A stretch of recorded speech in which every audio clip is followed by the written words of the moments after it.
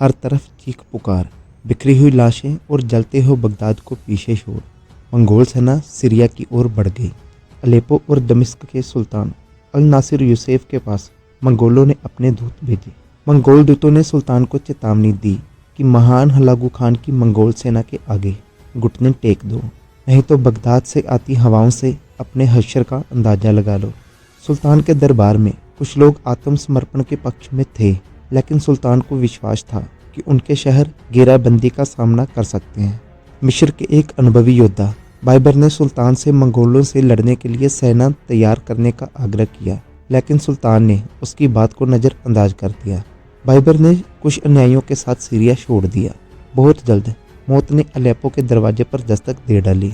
मंगोलों ने सिर्फ एक हफ्ते में ही अलेप्पो की दीवारों को तोड़ डाला। शहर के रक्षकों को अपने लोगों का कत्लेआम होता हुआ देखना पड़ा। हफ्तों तक लड़ने के बाद किले में मौजूद सैनिकों ने आत्मसमर्पण कर दिया। इतिहास में लिखा है कि वो लोग माफीनामे के भरोसे नीचे आए थे, लेकिन हुलागू खान उनसे बेहद गुस्से में था। उसने आदेश दिया कि उन सैनिकों और उनके बीवी बच्चों को तुरंत मार दिया जाए। अल नासिर भाग गया और दमिश्क ने बिना किसी प्रतिरोध के आत्मसमर्पण कर दिया। मंगोलों ने तुरंत सीरियाई शहरों पर नियंत्रण स्थापित कर लिया। इस तरह उन्होंने अयूबियों के राजवंश को जड़ से उखाड़ फेंका। हुलागू का ध्यान अब दक्षिण की ओर था। मिस्र उसका अगला लक्ष्य था। उसे लगता था कि उसे जीतना आसान होगा। उस समय मिस्र पर कुतुज का शासन था। कुतुज पहले गुलाम था, लेकिन 20 सालों में वह मिस्र का सुल्तान बन गया। उसने 7वें धर्मयुद्ध यानी क्रूसेड में यूरोपीय योद्धाओं को हराया था। मंगोलों ने ही कुतुज को गुलाम बनाया था और अब वे ही उसके दरवाजे पर मौत का पैगाम लेकर आए थे।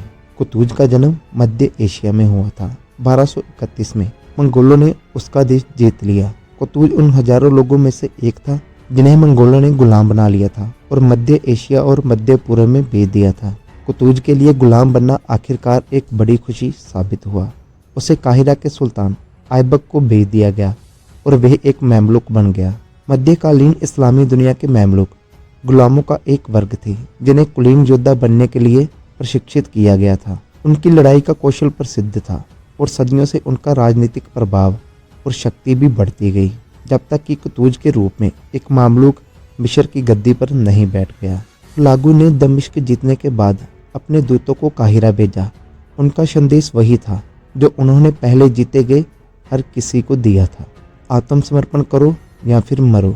ममलूक सुल्तान कुतुज इससे सहमत नहीं था। ममलूक कमांडर बाइबर्स, जो कुतुज के साथ मिलकर पहले धर्मयुद्ध करने वालों से लड़े थे, दमिश्क गिरने से पहले अपने सैनिकों के साथ काहिरा आ गए थे। अपने और बाइबर के सैनिकों के भरोसे कुतुज को पूरा विश्वास था कि वे मंगोलों से लड़ सकते हैं। कुतुज ने हुलागू के दूतों का सिर कलम कर दिया और उनके सिरों को काहिरा के एक दरवाजे पर लगा दिया। यह देख हुलागू को गुस्सा आना तय था। ऐसा ही कुछ बगदाद पर हमला करने से पहले हुआ था और बगदाद और उनके लोगों का क्या हाल हुआ, यह आप पिछली वीडियो में देख चुके हैं। अगर नहीं देखा तो लिंक डिस्क्रिप्शन में मिल जाएगा।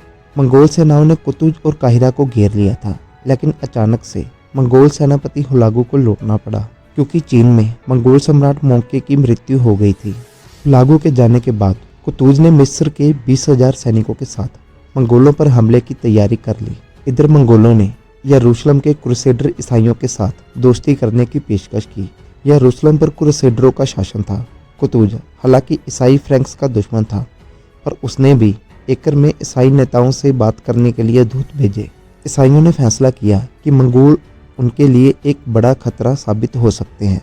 उन्होंने कुतुज को अपनी सेना को अपनी भूमि से गुजरने की अनुमति दी और यहाँ तक कि एकर के पास भी डेरा डालने दिया। वहाँ रहते हुए कुतुज को खबर मिली कि मंगोलों ने जॉर्डन नदी पार कर ली है, इसलिए उसने अपनी सेनाएं इकट्ठी की और यजरेल घाटी में एन जलूत झरने के पास हमले की तैयारी की। बाइबर और कुतुज ने मंगोल सेना को जाल में फंसाने की योजना बनाई। उन्होंने अपनी सेना को ऊंचे इलाकों के पेड़ों में छिपा दिया और 3 सितंबर 1260 की सुबह उन्होंने मंगोल सेना पर दावा बोल दिया। मंगोलों ने अपनी कम संख्या के बावजूद साहस के साथ लड़ाई लड़ी और ममलूक्स को पीछे धकेल दिया, लेकिन जब तक कितबुका को एहसास हुआ कि उसे घेर लिया गया है, तब तक बहुत देर हो चुकी थी।